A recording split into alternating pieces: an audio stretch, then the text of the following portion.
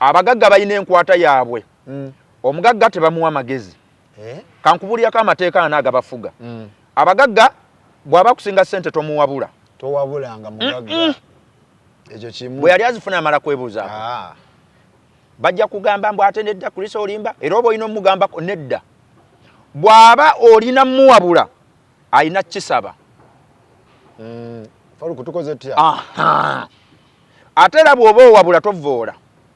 otya tekuvoola kutya anti waliwo okugiranja nti nze bulijjo nkulaba ng'ebintu by'okola tebiri mu magezi ogobeddwa tomuvoola bw'oba omuwabula olina okubeera omwetoowaze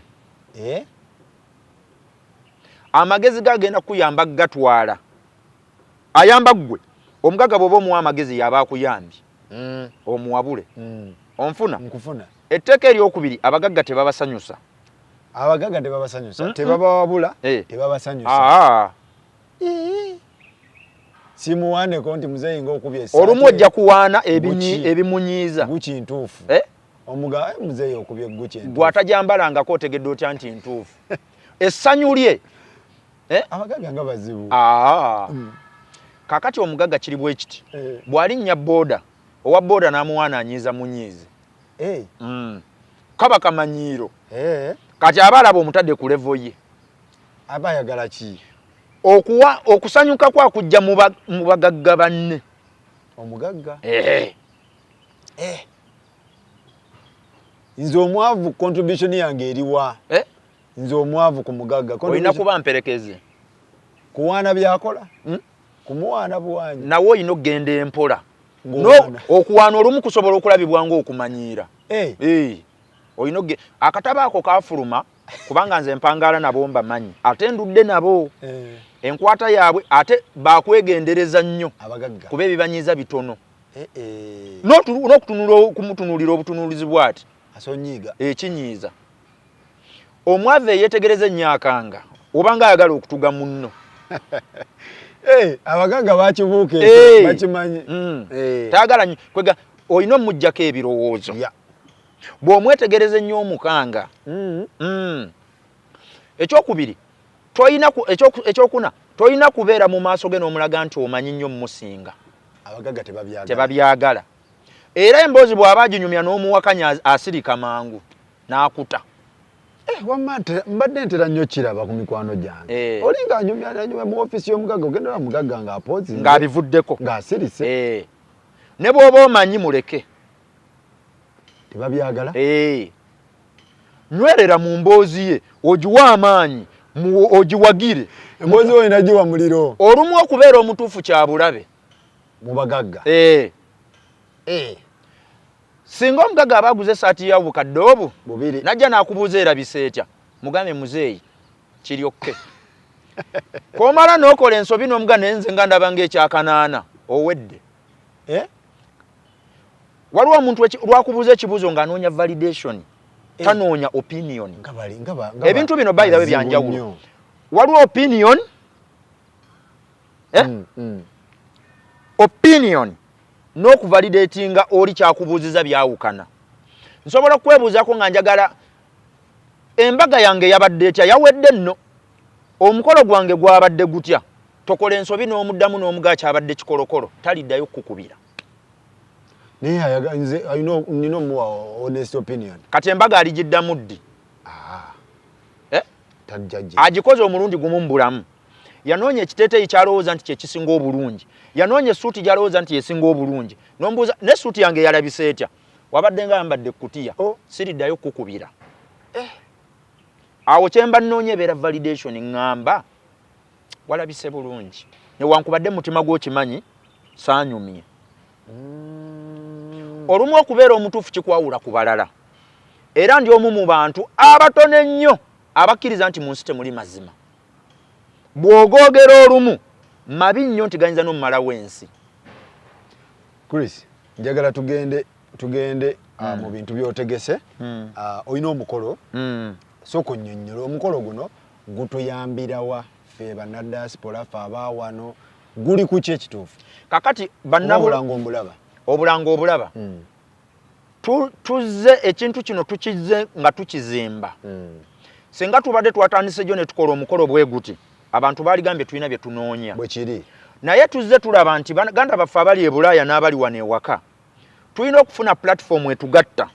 kyovula twakikoze nga kyanjawulo buli muntu yenna gy'ali kaabanga munnayuganda awulira oluzungu n'oluganda agenda kuba asobola okwetaba ku mukolo guno kibayita virtual guli both virtual and offline osobola okujja neweetuukira mu buntu oba n'osigala wooli n'oba ng'osobola tulaba anaaba asobola okuactivatinga video tugenda kubeera ne screen nga eyawuddemu abantu gye bali ali e Melbourne nga tusobola okukulaba ali e US nga tusobola okukulaba ali e Canada nga tusobola okukulaba ali e UAE nga tusobola okukulaba omukolo guno gukuŋŋaanyizza abantu abalina business mind abantu abatategeera byabufuzi abatategeera entertainment ng'abalala bonna bwe babadde beekunga ne beekolamu omulimu ne beekunga ne bajja wamu n'olaba nti Eddie Kenzo asobola okukubira munna akalango Lydia Jasmine n'akubiramu naffe badda business twekuŋŋaanyizza siri bwomu muli bangi ekibinja kya business anoonya Sakozi kwolwo bw'anaaba mu Uganda ojja musanga wali tujabaayo era abalabi ba Sakozi njagala kozesa omukisa guno mbayite mu butongole mujje mubeerewo both virtually ate mubeerewo ne mu buntu oba physical attendance njagala kwolwo tusomesa abantu okulanga kitegeeza ki lwaki business eziranga za nkizo lwaki okuva lwazaali bw'olabye Koko ng'alanga lwaki okuva lwazaali bw'olabye Pepsi nga tava kalango naye nga gwe ebyo byokola teri abimanyi tolanga omuntu atalanga afaananako n'omwami omuluvu ali mu nzikiza naye ng'atemya ku mukyala gwe wekka aba akimanyi nti gwe okikola naye omukyala abatakulaba onfuna okulanga kuleetera kubanga abantu bagula ku bantu basatu tugula abantu ku bintu bye twagala I mean abantu be twagala betugulako betutrustinga kye tuyita okwesiga ne betumanyi bwe kiri tuteekwa okukumanya ne tukwesiga ate ne tukwagala bino okuba bisatu kati atalanga tetukumanyi tetukwesiga tetukwagala byonna oba obifiiriddwa era y'ensonga lwaki business strugglinga byotunda birungi nagamba abantu basobola okugula kasasiro ne bayekayo original bakuba oliwa kasasiro bamumanyi alanga original tebakumanyi waleeta enkofiira ennungi oli wansi mu kiyembe kofiira otunda original Sakozi agenda kwambalamu China kubanga gyamanyi Kampala Road edduuka eriranga gyalaba gye batembeeya bintu bingi nnyo abantu bye batamanyi mu nkola ya business ate tetusobola bisomesa no ne biggwayo byonna bigenda baayo tubawadde olunaku lulamba okuva ssaawa eza 3 ezaddi ez'okumakya ate kino Faruku kye tukoze njagala kisigale mu byafaayo tewaliwo olukuŋŋaana lwali lukuŋŋaanyiza banna business lugenda kufaanana luno lwa katikati business abali serious abalina ebintu bye bakola nga bya nsonga bwe kiri betwagala batuguleko tickets emitwalo 5 egya Uganda giti njagala oyingire 223 ng'obwongo bulasanga bwa ng'ebintu obirabanga kwegamba twagala okusomesa abantu okulekeraawo okulabira ebintu mu nsawo zaabwe ne mu offices zaabwe buloka w'ettaka lema kulowooza nti buli muntu ategeeranga gw'atunda ettaka atunda ali mu hardware yalema kulowooza nti ensi yonna kuuku kwetambulira eri ebintu ebikolebwa nga tobimanyi olinga kugamba nti amasavu g'empuuta gatunda nga keekyo yokya naye nga tokimanyi so ennaku z'omwezi nga 10 ogwaddi Disemba omwaka 2022 buli muntu yenna tuwagira awagira emirimu gino ate nga client waffe ajje ku katikati okuva essaawa ngeza paka 11 tugenda kubeera live era kye mugenda okulaba wano nkakasa mu nsisinkana gye mwali mulabyeko eyo business entegeke eno temugirabangako egenda kubeera nnungi nnyo twafunye ba service providers abalungi TV zaffe zonna enganzi zigenda kubaawo ba YouTubers bonna the top finest Ugandans nga bali mu YouTube nga bakola ku YouTube Faruku agenda kubaawo ne banne bonna nga bwe mubamanyi tugenda kuba mu kifo kimu tutemeetememu obuntu buno tubusaasanye so ono content gwenku era njagala okukubiriza abawagizi ba Faruku ababadde tabalanga naawe bakitegeere nti bingi bye bafiirwa gwajja engoye UAE yambaza Faruku ajja engoye Take yambaza Faruku atunda enkofiira yambaza Faruku Faruku mumuwagira emirimu gino bulijjo gikoma okuwagirwa ne gibanga giri mu ssente. Faruku anoonya ebintu bingi nnyo kubanga muteekamu. All right. So nga 10 enamba y'essimu. Enamba y'essimu oyagala booking ticket simaye bichi kutegeera details. Ticket twakoze nkola y'abantu era twasosoddemu. Twagala abantu ab'obuvunaanyizibwa be tugenda otambula nabo. Abategeera emirimu gyabwe gye bakola nti gyetaaga okwongerwamu be twatambudde nabo. Oyina okugenda ku www.logicalmotivators.com endagiriro nnyangu nnyo okugula tiketi. Olumala okusasula tiketi digitale paka mu inbox yo ya email. Nga biri smart. Biri smart. Tetulinayo kicupuli kijja kulabikako wali. Era totawaana. Akikubye sigala na kyeri. Kubanga security eri tight. Security eri tight. So agende ku www.logicalmotivators.com